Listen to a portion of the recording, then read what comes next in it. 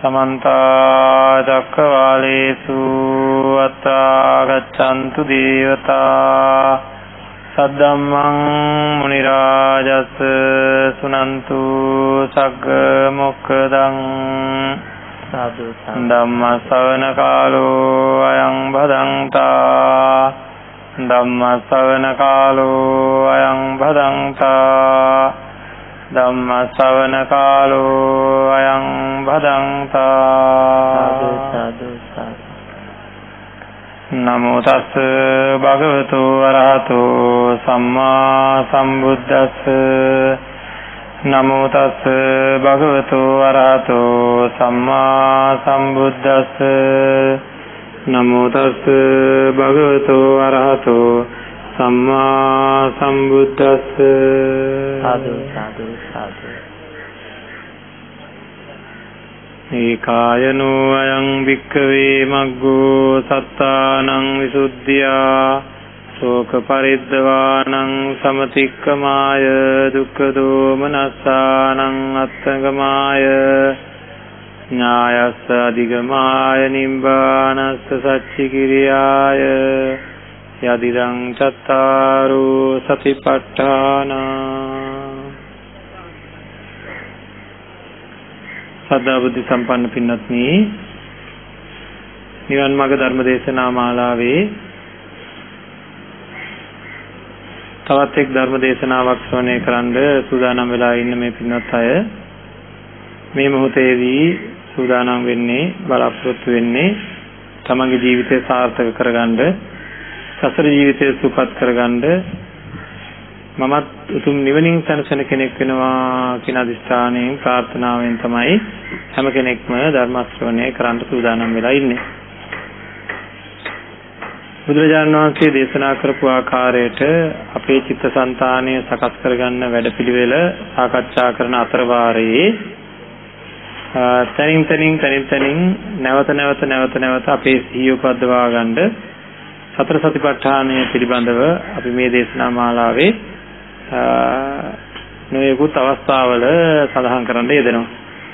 අදත් අපි උත්සාහ කරන්නේ සතර සතිපට්ඨානය පිළිබඳ වූ දේශනාවක් ශ්‍රවණය කරන්නයි. එහි තියෙන වටිනාකම, වැදගත්කම පිළිබඳව.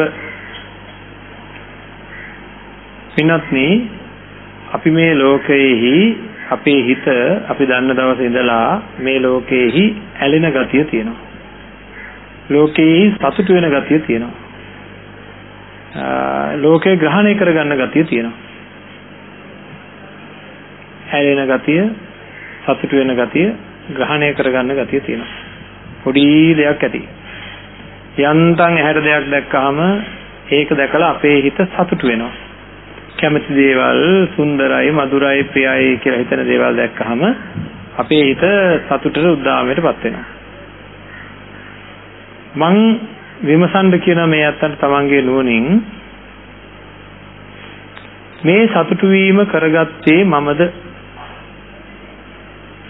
මේ සතුටු වීම කරගත්තේ මමද?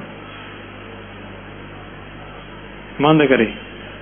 ලස්සන එකක් දැක්කා, දැන් මං සතුටු වෙන්න ඕනේ කියලා මං සතුටු වුණාද? නෑ. ඒක වුණා. ඒක කරා නෙවෙයි, ඒක වුණා.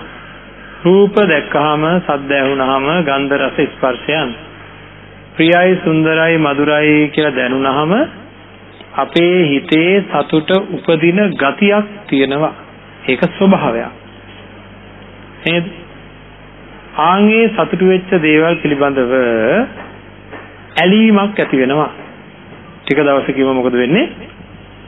ඇලීමක් ඇති වෙනවා. ඊට පස්සේ ඇලිච්ච දේවල් ටික දවසකින්ම ඇලි ඉඳලා මගේ කියලා ග්‍රහණය කර ගැනීමක් සිද්ධ වෙනවා. මගේ කියලා ග්‍රහණය කර ගැනීමක් සිද්ධ වෙනවා. මොකද්ද? සතුටු වෙනවා, ඇලෙනවා, ග්‍රහණය වෙනවා. ඇත්තටම වෙනවා, කරගන්නවා නෙවෙයි, වෙනවා. සතුටු මම සතුට ඇති කරගන්නවා නෙවෙයි, සතුට ඇති වෙනවා. මම ඇලෙනවා නෙවෙයි, ඇලීම සිද්ධ වෙනවා. මම ග්‍රහණය කරගන්නවා නෙවෙයි, ග්‍රහණය වෙනවා. ඒ විදිහට මේ ලෝකේ තියෙන නොයේකුත් වස්තුන් අපිට දැන් ග්‍රහණය වෙලා. උපදිනකොට මොනවද නැතුව බැරුව තිබ්බේ? මං උපදිනකොට මගේ හිත මොනවද නැතුව බැරුව තිබ්බේ? අම්මව? නෑ. තාත්තව? නෑ. සහෝදරින්ව? නෑ. සතරම් බඩු? නෑ. ගෙවල්? නෑ. මොනවත් නැතුව බෑ කියලා එකක් තිබුණේ නෑ. නේද? උපදිනකොට ඒව ප්‍රශ්නයක් නෑ. හැබැයි ටික දවසකින් මොකද උනේ? කතා කරන්නවත් බෑ අම්මා නැතුව බැරුව ගියා. කතා කරන්නවත් බෑ අදහස් වමාරු කරන්නවත් බෑ සෙල්ලම් බඩු නැතුව ගියා. එක දේවල් හඳුනාගත්තා. ඒ දේවල් නැතුව බැරුව ගියේ ඒ සතුටු වෙච්ච දේවල්මයි. අම්මා හින්දා තමයි ළමයෙක්ගේ හිතේ සතුට ඉස්සෙල්ලාම ඇති වෙන්න හේතු වෙන වස්තුව අම්මා.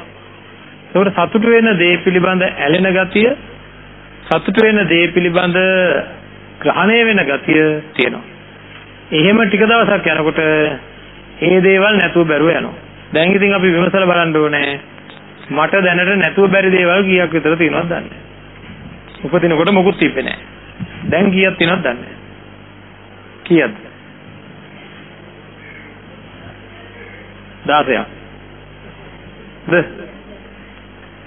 16ක්. කියන්න බැරි තරම් නැතුව බැරි දේවල් තියෙනවා නේද? ලුණු නැතුවත් බෑ. මිරිස් නැතුවත් බෑ. රූපවාහිනිය නැතුවත් බෑ. නේද? ලස්සනට ගෙවල් දොරවල් නැතුවත් බෑ. විලාසිතා සහිත ඇඳුම් නැතුවත් බෑ.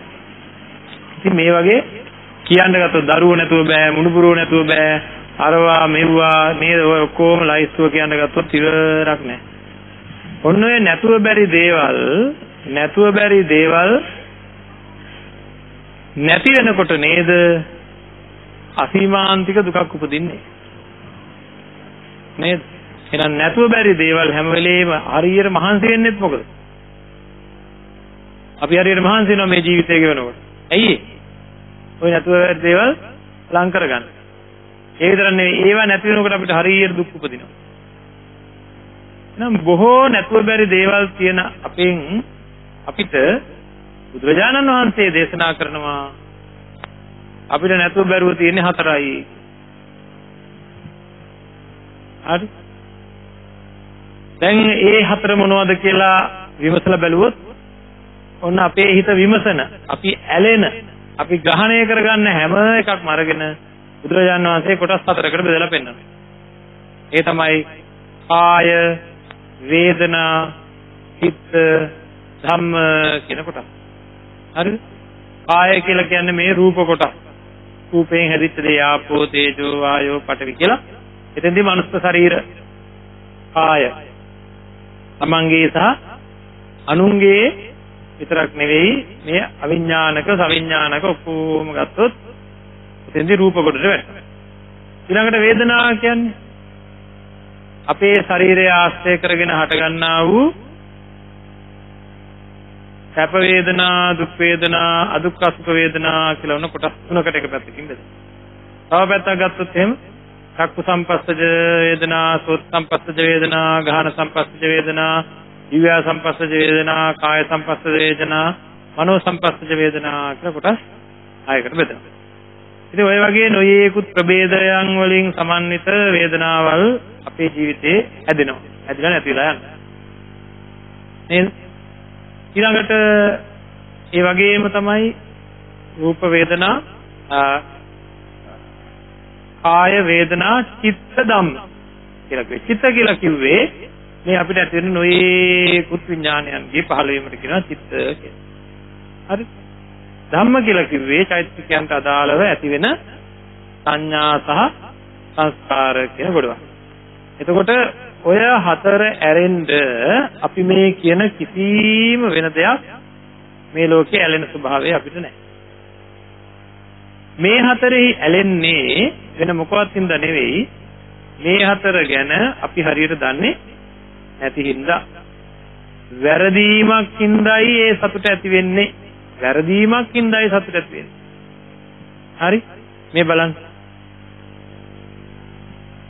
මනුස්සයෙක්ගේ ශරීරයක් පාදාන්තයේ ඉඳලා කේශමත්තකයේ දක්වාම යහපත් දේවල්, පිවිතුරු, ප්‍රසන්න, සුගඳ, සුන්දර දේවල් වලින්ද හැදිලා තියෙන්නේ. සුගඳ, අප්‍රසන්න, පිළිකුල් දේවල් වලින්ද හැදිලා තියෙන්නේ. සුගඳ, අප්‍රසන්න, පිළිකුල් දේවල් වලින් තමයි හැදිලා තියෙන්නේ. ආහාරයක් අතින් අල්ලලා කාට හරි දුන්නත් කණ්ඩ පිරියයි. වෙන කෙනෙක් අතින් අල්ලලා දුන්නත් කණ්ඩ. ඒ තරම්ම අප්‍රසන්න දේවල් වලින් හැදලා තියෙනවා. එහෙනම් මේ ශරීර පිළිබඳ සුබයි, සුවයි, සුන්දරයි, මధుරයි, ප්‍රියයි කියලා යම් ශරීරයක් ගැන අපිට අදහසක් ඇති වෙනවා නම්, සතුටක් ඇති වෙනවා නම්, ඇලීමක් ඇති වෙනවා නම් අන්න ඒක හරි දෙයක්ද වැරදි දෙයක්ද? ඒක වැරදි දෙයක්. මේක වැරදි සතුටක්. ආන්ගේ වැරද්ද නිවැරදි කර ගැනීමයි ඉස්සෙල්ලාම කරන්න. අපේ හිත මනුස්ස ශරීර දෙක සතුටු උනේ අන්න ඒ වැරද්ද අපේ හිතට හැඟුනේ නැති හින්දා. හරිද? අපිට දැනුනේ නැති හින්දා. හොඳයි. ඒකත් අපි මතක තියාගෙන අපි මෙන්න මෙහෙම කතා කරමු පොඩ්ඩක්. පොඩි කාලේ ඉඳන් මේ වෙනකන් අපිට යම් කිසි ආකාරයක මොන හරි දෙයක් එකතු වෙලා නැතුව බෑ කියලා කියනවා නම් ඒ හැම දෙයක්ම ඇහෙන් දැක සතුටු වෙච්ච දේවල්ද නැද්ද? කනෙන් අසා සතුටු වෙච්ච දේවල්ද නැද්ද? නාසය දිව ශරීරය කියන මේ ඉන්ද්‍රියන් වලින් අරමුණු කරගෙන සතුටු වෙච්ච දේවල්. ඇලිච්ච දේවල්. නේද? මේ හැම දෙයක් තුළම අපිට මේවා නැතිවීමෙන් දුක් උපදිනවා. අපේ ජීවිතේ පරම අරමුණ තමයි දුක් නැතුව ජීවත් වීම. නේද? ජීවිතේ පරම අරමුණ තමයි දුකක් නැතුව ජීවත් වෙන. එතකොට දුකක් නැතුව ජීවත් වෙන්න අපි උත්සාහ කරන අපි පොඩ්ඩක් කාරණාවක් හොයලා බලන්න ඕනේ. ඇයි අපිට දුක් ඇති වෙන්නේ කියලා. ඔය මං ඉස්සෙල්ලා කියපු ලයිස්තුවම කැමති දේවල්ද නැද්ද? නැතුව බැරි දේවල් කියලා කියන්නේ කැමති දේවල්ද නැද්ද? නේද? හරි.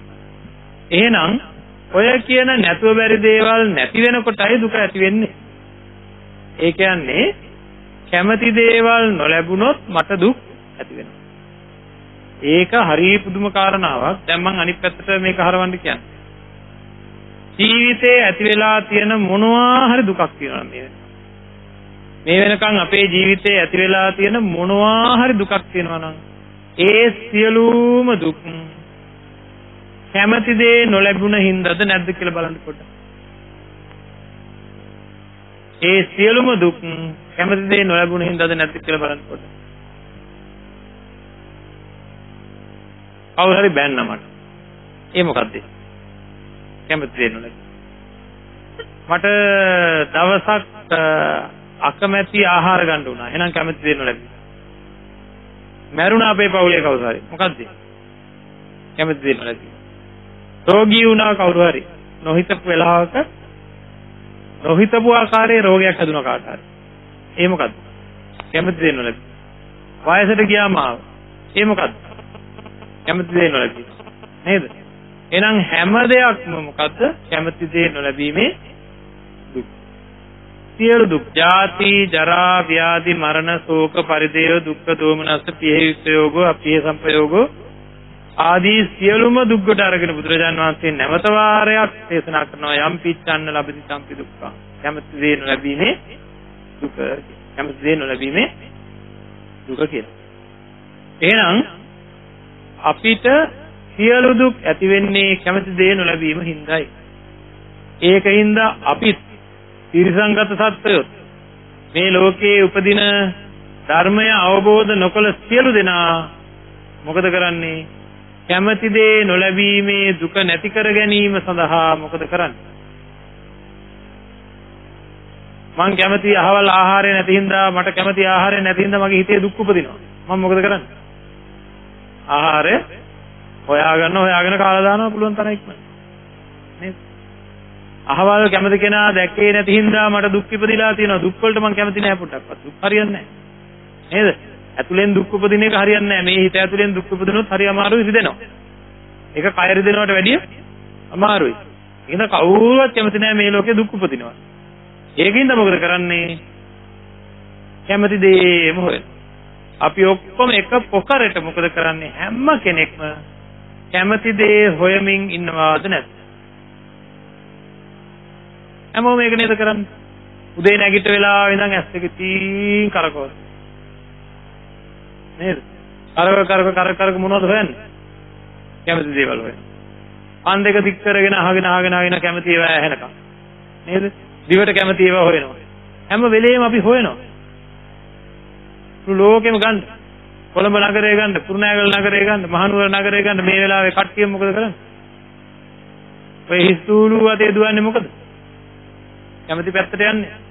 කැමති දේ හොයන්නේ. නේද? හැමෝම මේ ලෝකේ කැමති දේ හොය දුවන. මේ පොඩි කාලේ ඉඳන් මහන්සිුනේ කැමති විදියට කැමති දේ හොයා ගන්න නේද? දැන් අවුරුදු කීයද? දැන් ඉවරද වැඩි? දැන් ඉවරද? තාමත් හොයනවා. අවදා ඉවර වෙයිද දන්නේ? මරුණාම ඉවරයි. මරුණාම ඉවරද? අන්න ඒකයි ප්‍රශ්නේ. මරුණාම ඉවර නම් අපි ඔක්කොම එකතු වෙලා කැමති දේ හොයමු. නමුත් මරුණාම ඉවර නෑ ආය හොයනවා. නේද? හැබැයි ආය හොයන්න ගියාම අපිට මොන වගේ ඇහැක් හම්බෙයිද කියලා කියන්න බෑ. සමහරවිට බලු ඇහැක් හම්බෙන්න පුළුවන්.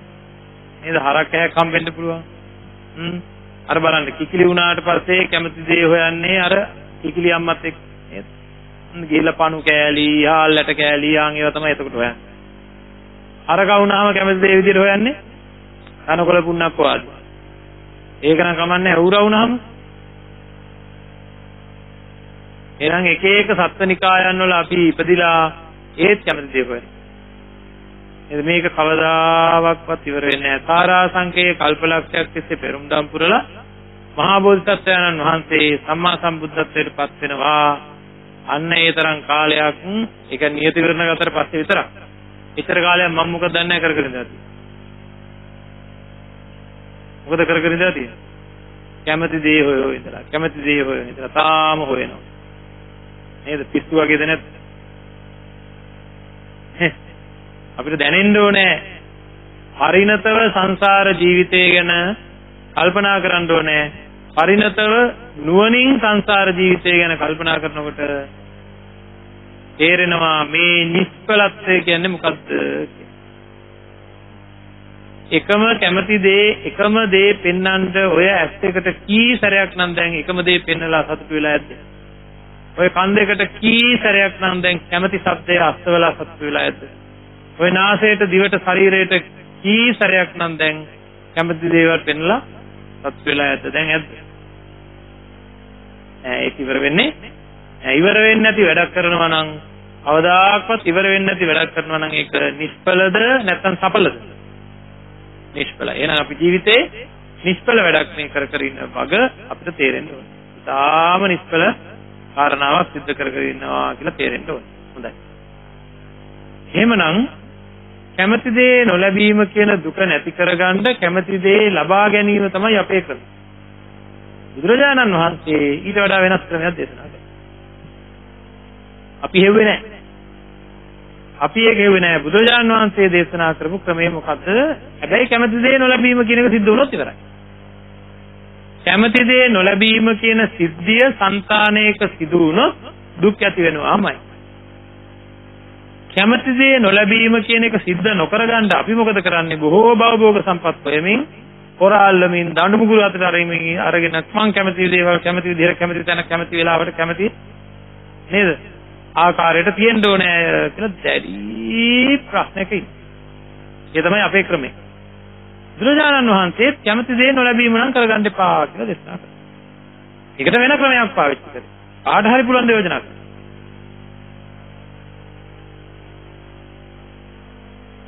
ඔන්න අපි හෙව්වේ නැහැ. මේ උගුලෙන් ගැලවෙන්නේ කොහොමද කියලා හෙව්වේ නැහැ. හොයන්නෙත් නැහැ. ඔහේ ඉන්නවා. කනවා බොනවා නානවා අඳිනවා බුදිනවා. ආයෙ උදේ නැගිටිනවා කනවා බොනවා නානවා අඳිනවා බුදිනවා. ආයෙ උදේ නැගිටිනවා කනවා බොනවා නානවා අඳිනවා බුදිනවා. නේද? එහෙම ඉඳලා හරියයිද? මම මෙහෙම අහන්නම්කෝ ඔක්කොම කියන්නේ ඉස්සෙල්ලා. මේ වෙනකොට ජීවිතේ වැඩියෙන් සිද්ධ වෙලා ඇත්තේ පින්ද පවුද? උත්තරේ තමන්ගේ පැත්තෙන් ගන්න ඕනේ. මේ වෙනකොට හිතේ වැඩියෙන් ඇති වෙලා තියෙන්නේ කුසල් හැඟීම්ද අකුසල් හැඟීම්ද? ලෝභ දේශ මොහ වලට වැඩි අලෝභ දේශ මොහමයි. දරුවෝ ගැන තියෙන ආදරය කියන්නේ කුසලයක්ද අකුසලයක්ද? කෑමට තියෙන ගිජුකම කියන්නේ කුසලයක්ද අකුසලයක්ද? අකුසලයක්. නින්දට තියෙන ලැබියාව කියන්නේ කුසලයක්ද අකුසලයක්ද? කම්මැලිකම කියන්නේ කුසලයක්ද අකුසලයක්ද? දැන් කුසල හැඟීම් කියව කට්ටියගෙන් මම අහන්නේ. වැඩිපුර ඇතිලා තියෙන කුසල හැඟීම්ද අකුසල හැඟීම්ද නේද? වැඩියෙන් පව කරගත්ත වැඩියෙන් අකුසල් කරගත්ත මම අද හැන්දෑවේ මලුත් මන්න දන්නේ නේද? එහෙනම් අපි මහා භයානක තැනකයි මේ ඉන්නේ. මේ ජීවිතේ මෙහෙම කාලා බීලා නාලා ඇඳලා බුදියලා උදේ නැගිටලා ආයෙ කාලා බීලා නාලා ඇඳලා බුදියලා ඉන්න ජීවිතයක් නෙවෙයි. මේක භයානක අවධියක භයානක ඊරණාත්මක මොහොතක මේ ඉන්නේ. මේ හිත සකස් කරන්න ඕනේ හැකියක්මනින් පංචකාම සම්පත්තියෙන් ගැලවෙන විදිහට හිත සකස් කරන්න ඕනේ. නැත්තම් කවදාකවත් ඉවරක් වෙන්නේ නැහැ මේ වැඩවල. දැන් මම මේ අත්තන්ට මේක පැහැදිලි කරන්නම් මේ විදිහට. බුදුරජාණන් වහන්සේ දේශනා කරපු ආකාරයට කැමැති දේ නොලැබීම දුකක්. අපි මේ දුක නැති කරගන්න කැමැති දේම හොය ඉන්නවා. බුදුරජාණන් වහන්සේ දේශනා කරපු ක්‍රමය මොකක්ද කියලා මම කියන්න හදන්නේ. සම්මා සම්බුදුරජාණන් වහන්සේ අපිට දේශනා කරනවා කැමැත්ත අයින් කරන්න. කැමැත්ත අයින් කරන්න. කැමැත්ත අයින් කරන්න. ඉතේ තියෙන කැමැත්ත අයින් වුණා නම් කැමැති දේ නොලැබීම සිද්ධ වෙනවද? අලුත් ක්‍රමයක් දැන් හම්බෙනවා. නේද? කැමැත්ත තියෙනකන් තමයි කැමැති දේ නොලැබීම වෙන්නේ. නේද? කැමැති දේ නොලැබීම සිද්ධ වෙන්න අපි කරගත්තේ කැමැති දේ ලබා ගැනීම. නමුත් ඒක සාර්ථක වෙලා නැහැ. ඒක ලබා ගන්න කැමැත්ත එන්න වැඩි වෙලා. බුදුරජාණන් වහන්සේ දේශනා කරනවා කැමැති දේ නොලැබීම සිද්ධ කරගන්න නම් හිතේ ඇතිවන කැමැත්ත අයින් කරගන්න. කැමැත්ත අයින් වුණා නම් කැමැති දේ නොලැබීම සිද්ධ වෙනවද? එහෙනම් දැන් කලින් වෙදකම් කරේ බාහිර පරිසරයටයි කැමැති දේවල් මෙහි එකතු කරා. දැන් කරන්න හදන්නේ තමන්ගේ අභ්‍යන්තරයටයි බෙහෙත කරන්න හදන්නේ. මොකද්ද? මේකේ නොයේකුත් දේවල් ගැන කැමැත්ත උපදිනවා. අන්න ඒ කැමැත්ත අයින් කරන්නයි දැන් මේ දේශ වෙන්නේ. හරි? අතර කැමැත්ත සම්පූර්ණයෙන් අයින් කළා දැම්මොත් එතකොට කොහොමද තියෙන්නේ?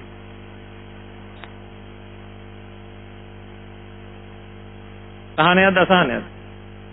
ලොකු සහනයක් ඇති වෙන කැමැත්ත අයින් කළොත් ඇයි?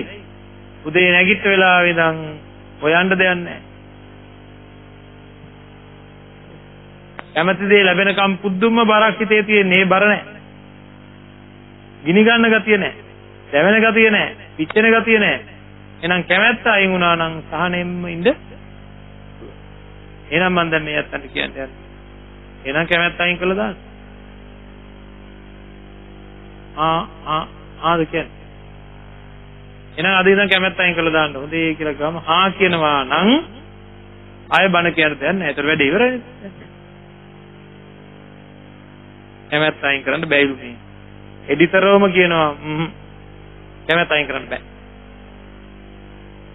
උත්සාහ කරන්නම් කියලා උන් ටිකක් එහාට මෙහාට ගිය වචනයක් බලන්න මේ වචනේ අපිට කොච්චර ගැලපෙනවද කියලා. මේ ඇත්ත මට ධර්ම දේශනාවට ආරාධනා කරා. ආරාධනා කරලා විශ්වාසයක් තියාගෙන මේ වෙලාවටම මේ ඇත්ත ආවා. ආරාධනා කරන වෙලාවේ මම කිව්වා නම් උත්සාහ කරන්නම් කියලා. නේද? මේ අය එන්නේ සමහර විට වැඩි සමහර වෙලාවට ඔය උත්සාහ කරන්නම් කියන්නේ 50ට 50. හරිද? ඒ කියන්නේ මොකද? උත්සාහ කරන්නම් කියලා කවුරු හරි කියනවා නම් එයා ඒ කියන්නේ බෑ කියනට වැඩිය නම් ගොඩක් හොඳයි. උත්සාහ කරන්නම් කියන තැන විශ්වාසය මදින්දයි එහෙම කියන්නේ. එහෙනම් ආයෙ මං අහනවා එහෙනම් අද ඉඳන් කැමැත්ත අයින් කරන්න. කැමැත්ත අයින් කරන්න.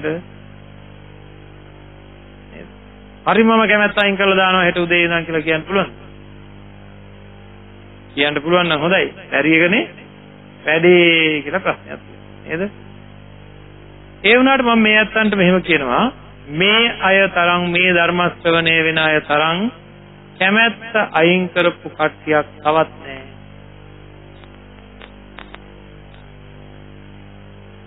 මේ අය තරම් කැමැත්ත අයින් කරපු පිරිසක් තවත් නැහැ කියලා මම කියනවා. දැන් මොම් පුදුම වෙලා වගේ ඒක එහෙම වෙන්නේ කොහොමද? ආන්දරෝ කොහොමද දන්නේ ඒක කියලා? නේද? පුදුම වෙලා වගේ තමයි මේ පැත්ත බලන්නේ. මම ඔප්පු කරලා පෙන්නන්නද? කැමැත්ත අයින් කරලා තියෙන බව. පුංචි කාලේ ඔන්චිල්ලා වලට, එල්ලන් ගෙවල් වලට, බෝනික්කන්ට ලොකු කැමැත්තක් තිබ්බද නැද්ද? දැන් බලෙන්වත් දැන් බෝනික්ෙක් එහෙම කවුරු තෑගකට ගෙනත් බැනුත් අහන්න. නේද? එහෙනම් පොඩි කාලේ ඒවට තිබ්බ කැමැත්ත දැන් බලෙන්වත් ගන්න බෑ. අවුරුදු 10ක් විතර වෙනකොට ක්‍රීඩා උපකරණ වලට, සංගීතයට, තව නොයෙකුත් දේවල් වලට කැමැත්ත. ඒව දැන් තියනවද? ඒත් අවුරුදු 20 25 අතර කාලේදී වගේ ලොකු දේවල් වලට ජීවිතේ වැඩිපුරම කැමැත්ත තිබ්බ කාලේ. දැන් එහෙනම් මොකද කියන්නේ? කැමැත්ත අයින් කරලා තියනවද නැද්ද ගොඩක් දේවල් වල? එහෙනම් කැමැත්ත අයින් කරන්න පුළුවන්ද බැයිද? දැන් ඔන්න පුළුවන් කිව්වා ඉස්සෙල්ලා වගේ. ඔක්කොමලා කියනවා දැන් පුළුවන් කියලා. පුළුවන් කිව්ව හින්දා මම ආයෙ කියනවා එහෙනම් අයින් කළා දාන්න.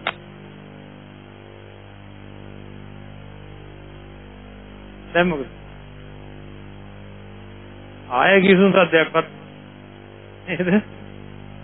අක්තරි තව ප්‍රශ්නයක් තියෙනවා. අන්න එහෙම අපි ගැන විමසා ධර්මයේ තියා බලන්න ඕනේ. ඔන්න ඔය විදිහට බලන්න ඕනේ. ඇත්ත. කැමැත්ත කියන එක අයින් වුණොත් සම්පූර්ණයෙන් ප්‍රශ්නේ විසඳෙනවා. අපි කැමැත්ත අයින් කරලා තියෙනවා. මොකද දැන් තියෙන ප්‍රශ්නේ? වෙන දෙයකට කැමැත්ත ඇතිවෙනවා. අන්න හරි. හරිද? ඒ තමයි එක දෙයක් පිළිබඳව කැමැත්ත අයින් වෙනකොට වෙනත් දේවල් වගේක් ගැන කැමැත්ත අපේ හිතේ ඇති වෙලා පොඩිම කාලේ කැමැත්ත තිබ්බ දේවල් ගැන අවුරුදු 10 15 වෙනකොට ඒවා අයින් වුණේ වෙන ලයිස්තුවක් එකතු වෙලා 10 15 වෙදී තිබ්බ ලයිස්තුව අයින් වුණේ 20 21 දී වෙනම ලයිස්තුවක් එකතු වෙලා 20 21 දී තිබ්බ ලයිස්තුව අයින් වුණේ 30 31 දී වෙනම ලයිස්තුවක් එකතු වෙලා නේද හැමදාම මේ විදිහට කාලයකට රස්සා පිළිබඳ කැමැත්ත කාලයකට පරස්තා පිළිබඳ කැමැත්ත. කාලයකට දරුවෝ පිළිබඳ කැමැත්ත. කාලයකට මුණුපුරෝ පිළිබඳ කැමැත්ත. හැමදාම ලයිස්තු මාරු වෙලාද නැද්ද? හැමදාම ලයිස්තු මාරු වෙනවා. මම ඔය එතකොට හැමදාම කැමති ලයිස්තුවක් තියෙනවා නේ. මේ දවස්වල කීයක් විතර තියෙනවද දන්නේ ඔය ලයිස්තු? මේ වර්තමාන. එන්නේ වගේ තමයි මේ දවස්වල තියෙන ලයිස්තුව තව ටික කාලෙකින් අයින් වෙනවා අලුත් දේවල් එකතු වෙනවා මම ওই ලයිස්තුවට කියනවා ඇඬෙන ලයිස්තුව ඒ කාලෙට අපිට ඇඬෙන්නේත් ওই ලයිස්තුවෙන්ද දුක උපදින්නේත් ওই ලයිස්තුවෙන්ද බලන්න පුංචි කාලේ සෙල්ලම් ගෙවල් වලට ඇඬුවේ නැද්ද බෝනික්කන්ට ඇඬුවේ නැද්ද ක්‍රීඩා උපකරණ වලට ඇඬුවේ නැද්ද සපත්තු වලට ඇඬුවේ නැද්ද පොත් බෑග් වලට ඇඬුවේ නැද්ද පැන්සල් වලට ඇඬුවේ නැද්ද නේද ඒ කාලෙට හැම කාලෙම අපිට ඇඬෙන්නේ අන්න අර කැමැත්ත තියෙන ලයිස්තුව හින්දා. නේද? එහෙනම් ඒ ලයිස්තුව කාලෙන් කාලෙට මාරු වෙනවා. හොඳයි. යෝජනාවක් කරන්නයි මේ ලෑස්ති. කොහොම හරි කරලා අලුත් ලයිස්තුවකට එන්න දෙන්නේ නැතුව නවත්තනවා. හරි? අලුතෙන් කිසිම දෙයකට මේ හිත ඇතුළට එන්න දෙන්නේ නැතුව නවත්ත ගන්නවා අලුතෙන් කැමැත්ත ඇති වෙන්නේ නැත්නම්. ආන්ගෙම නවත්තගෙන එක සැරයක් හරියයි හැමදාම ලයිස්තු මාරු කරලානේ දැන් තියෙන්නේ. එක සැරයක් හරි කිසිමම අලුත් දෙයකට කැමැත්ත එන්න දෙන්නේ නැතුව තියෙන කැමැත්ත සම්පූර්ණයෙන් අයින් කරලා දැම්මොත් කොහොමද මොකද වෙන්නේ?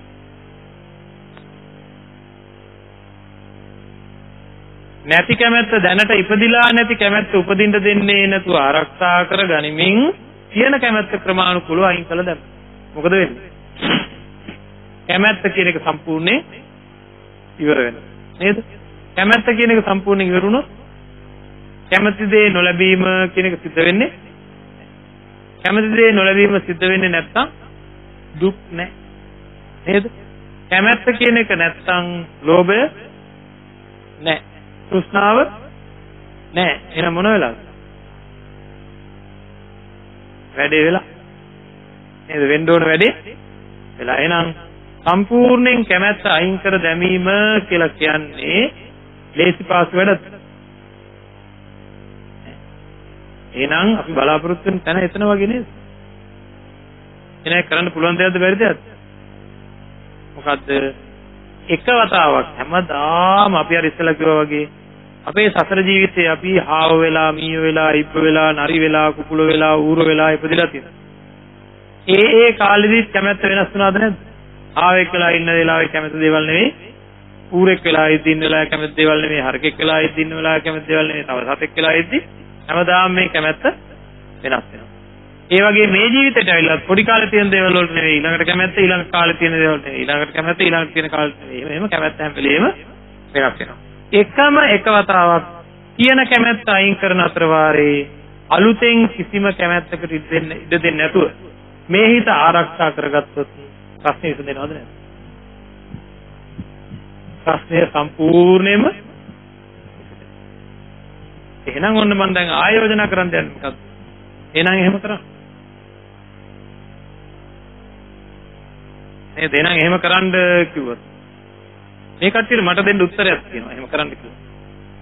ආම්දුරනේ අපි කැමැත්ත ඇති කරගත්ත නෙවෙයි. කැමැත්ත ඇති කරගත්ත එක අපේ වැඩක් නෙවෙයි. ඒක ඇති වුණා. නේද? එහෙනම් කියන කැමැත්ත අයින් කරන එකත් මගේ වැඩක් නෙවෙයි. නැති කැමැත්ත ඇති වෙන්න දෙන්නේ නැතුව ආරක්ෂා කරන එකත් මගේ වැඩක් නෙවෙයි. ඒක සිද්ධ වෙන විදිහට මගේ හිත සකස් කරන්න. ඒක සිද්ධ වෙන විදිහට මගේ මානසිකාරය සකස් කරන්න ඕනේ. එහෙම නැතු ඒක මට දැන් කරන්න පුළුවන් නම් දැන් කරන්න පුළුවන් නම් මම මොකද කරන්නේ මේ වෙලාවේ? කැමැති ටික අයින් වෙනවා. ආය කවුරුවත් එන්න බෑ කියලා අයින් කරන්න පුළුවන්. ඒක බෑනේ නේද? මොකද ඒක මගේ වැඩක් නෙවෙයි. මේක මේ ක්‍රියාකාරීත්වයේ ස්වභාවය. අපේ හිතේ ක්‍රියාකාරීත්වයේ ස්වභාවය තමයි අලුතෙන් කැමති දේවල් ගොඩ ගහ ගන්න ගතිය. අවදාක්වත් ජීවිතේට කාලා නැති පළතුරක් එක සැරයක් කෑවොත් රස පළතුරක් කියන්නේ.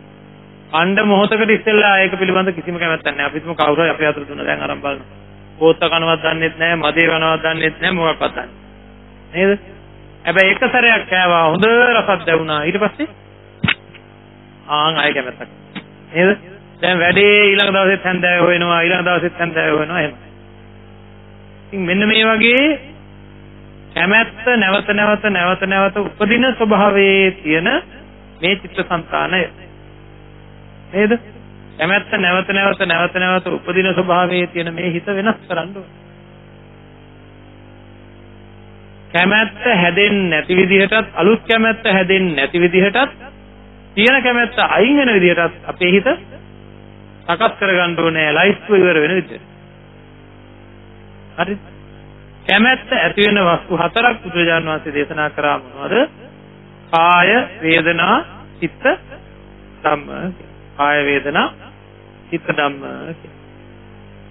මෙන්න මේ කාය, වේදනා, චිත්ත, ධම්ම කියන හතර පිළිබඳ අපිට උපදින කැමැත්ත අයින් කර ගැනීම සඳහා අපිට උපදින කැමැත්ත වෙනස් කර ගැනීම සඳහා අපේ හිත වෙනස් කර ගැනීම සඳහා බුදුරජාණන් වහන්සේ මෙනෙහි කරන්න ඕන විදිහවල් වගේක් හදලා දුන්නා. මෙහෙම මෙනෙහි කරන්න කියලා. අන්න ඒ මෙනෙහි කරන්න ඕන විදිහවල් වලට කියනවා කමඨහන්. හරි. එතකොට කය ගැන මෙනෙහි කරන්න ඕන විදිහවල් 14ක්. වේදනාව ගැන මෙනෙහි කරන්න ඕන එකක්. හිත ගැන මෙනෙහි කරන්න ඕනේ එකක්. හිතේ උපදින සිතුවිලි පිළිබඳව ධම්මයන් පිළිබඳ මෙනෙහි කරන්න ඕන 5ක් වශයෙන් 24 ආකාරයක් සකස් කරලා දුන්නා. මෙනෙහි කරන්න ඕන විදිහවල් මොකටද? නැවත කැමැත්ත උපදින්නේ නැති වෙන්නත්, තියෙන කැමැත්ත ඇති වෙන්නත් අපේ හිත සකස් කර ගැනීම සඳහා මෙනෙහි කරන්න ඕන කාරණා 21ක්. කොහෙද ওই 21 තියෙන්නේ?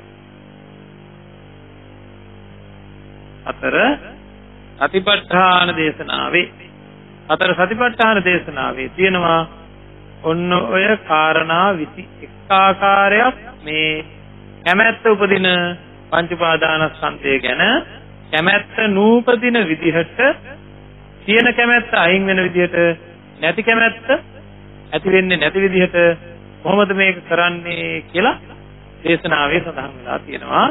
මේ කැමැත්ත අයින් කරගන්න. අන්න ඒකට කියනවා සතර සතිපට්ඨානය. ඒකට කියනවා සතර සතිපට්ඨානය. එහෙනම් ලොකු ප්‍රශ්නයක් විසඳා ගැනීමක්ද නැද්ද මේ තියෙන්නේ? නේද? ලොකු ප්‍රශ්නයක් විසඳා ගැනීමක් තමයි මේ තියෙන්නේ.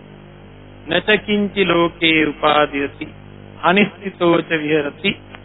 බලන්න මේ වචන වල තේරුම මොනවද කියලා. අනිශ්චිතව වාසය කරන්න පුරුදු වෙන්න ඕන. මොනවද? අපි ලෝකේ දිහා බලන්නේ තණ්හාවෙන්, මගේ කියන දෘෂ්ටියෙන්, මම කියන මාන්නේ. මේ තමයි මෙතන සකස් වෙලා තියෙන ඒවා තමයි මේ මම. මේවා අනිත් අයට වැඩිය ඉහළය, තවත් කට්ටියකට වැඩිය පහළය කියලා මාන්නයක් තියෙනවා. ඒ වගේම මේවා පිළිබඳව නැවත දැකීමේ, නැවත ඇසීමේ, නැවත විඳීමේ ආසාවක් තියෙනවා, තණ්හාවක් තියෙනවා. ඒ වගේම මේවා මගේය, මගේ ආත්මය කියලා දෘෂ්ටියක් තියෙනවා.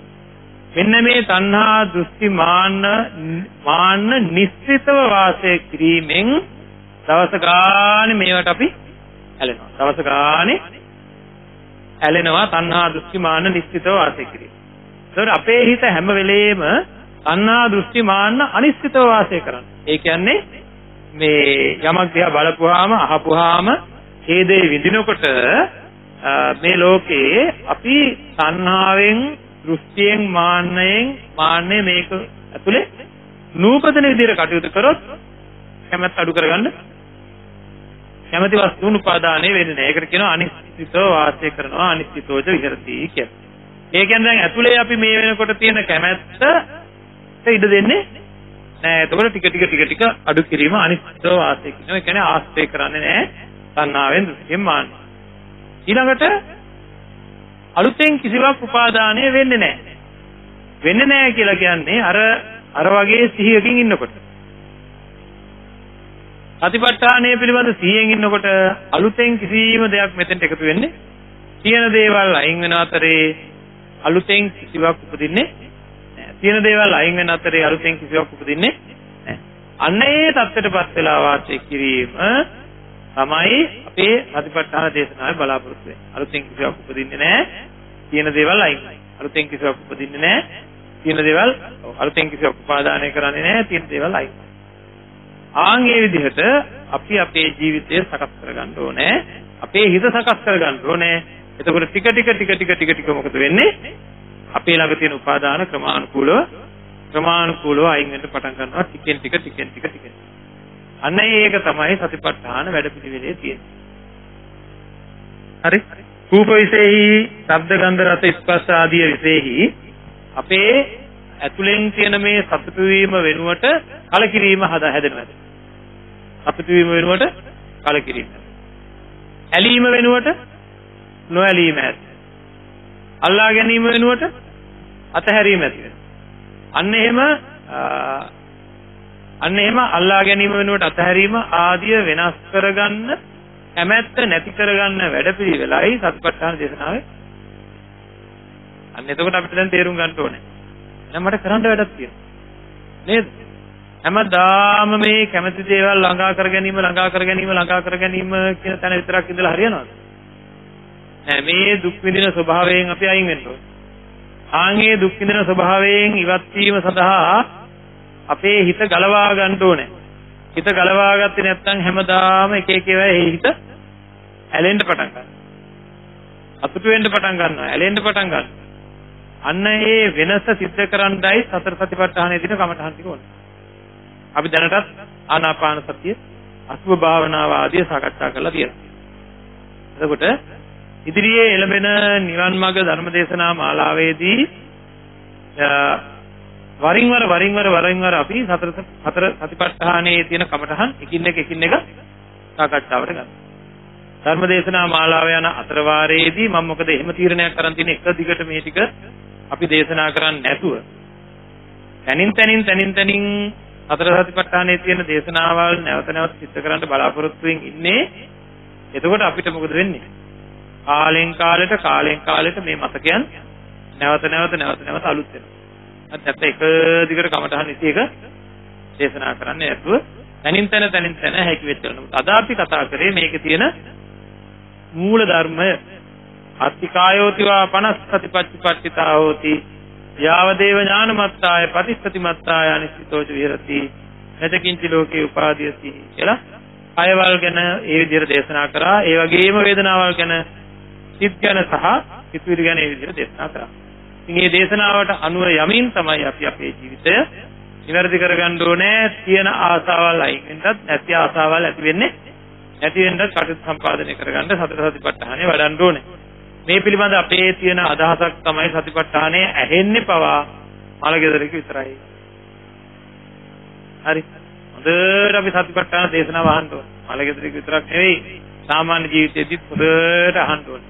අහලා ඒවා ධාරණය කරගන්න ඕනේ. ධාරණය කරගෙන ඒවා තමන්ගේ මානසිකාරයට එකතු වෙන විදිහට භාවනාවෙහි යෙදෙන්න ඕනේ. අන්න ඒ විදිහට අපි අපේ ජීවිතය නිවැරදි කරගන්න වැඩපිළිවෙලට අවතීර්ණ වෙලා කටයුතු කරගන්න ඕනේ. එහෙම නැත්නම් අපි ලොකු අපහසුතාවයකට, පශ්චාත්තාපයකට පසුව එළඹෙන ඊළඟ භවයේ පවා අසාර්ථක වෙන ස්වභාවයකට එකම දේ කර කර ඉඳ වෙන ගතියකට වැටෙනවා. ඒකින්ද අපි බොහොම දැඩි කල්පනාවකින් තමන්ගේ හිත සකස් කරගන්න වැඩපිළිවෙල තමන් තුළින් උපදවා ගන්න ඕනේ. මොකද අපිට මරණාසන්න කාලය වෙනකොට පිහිට වෙන්න කිසිම කෙනෙක් නැත්තේ නැති. ඒකින්ද මුළු මහත් ලෝක ධාතුව අනිත්‍ය දුක්ඛ අනාත්ම ස්වභාවයේ තියෙද්දි නිත්‍ය සුඛ ආත්ම වශයෙන් අපේ හිතවල සතුට ඇලීම ග්‍රහණය වීම ඇති වෙන කාලේ සම්මා සම්බුදුරජාණන් වහන්සේ නමක් පහළ වෙලා ධර්මයේ දේශනා කරපුවාම අපේ හිත වෙනස් වෙලා ඒ අනුව ක්‍රියාත්මක වෙලා නිවන් මඟ අවතීර්ණ කරගන්නවා. ඉතින් ඒ සඳහා අන් අයට පිහිට වෙන්න තමන්ගේ දායකත්වය ලබාගත්ත මේ අත්තන්ගේ දායකත්වයේ හේතුවෙන් ලොවේහි කොහේ හරි තැනක කවුරුන් හෝ මේ ධර්මයේ ශ්‍රවණය කරලා තමන්ගේ හිත මොහොතකට හෝ වෙනස් කරගන්නවා නම්, යම්කිසි කාලයකට වෙනස් කරගන්නවා නම්, තමන්ගේ චර්යා ධර්මයන් වෙනස් කරගන්නවා නම් ධර්ම ශ්‍රවණය කරලා අඩුම ගානේ අදිෂ්ඨාන මාත්‍රාවක්වත් ඇති කරගන්නේ නම් ඒ ඇති කරගන්න වාරයක් ගානේ මේ ධර්ම දානමය පුණ්‍ය කර්ම සිද්ධ කරගත්ත අත්න්ට පුණ්‍ය අනුමෝදනා වෙනවා. ඉතින් බොහෝම පින්වන්ත, බොහෝම පින්ලාභී මේ සියලු දෙනා වෙනුවෙන් අපි ප්‍රාර්ථනා කරනවා, අදිෂ්ඨාන කරනවා මේ ජීවිතයේදී මුතුම් සැනසීමෙන් සැනසේවා, සසර සුවපත් වේවා, අවසානයේ උතුම් නිවනින් සැනසෙන්න මේ පින් හේතු වේවා කියලා. ආකාසට්ටා චුම්මට්ටා දේවා නාග මහිත්‍තිකා පුඤ්ඤන්තං අනුමෝදිත්වා තිරං රක්ඛන්තු ශාසනං තිරං රක්ඛන්තු දේශනං තිරං රක්ඛන්තු මං පරං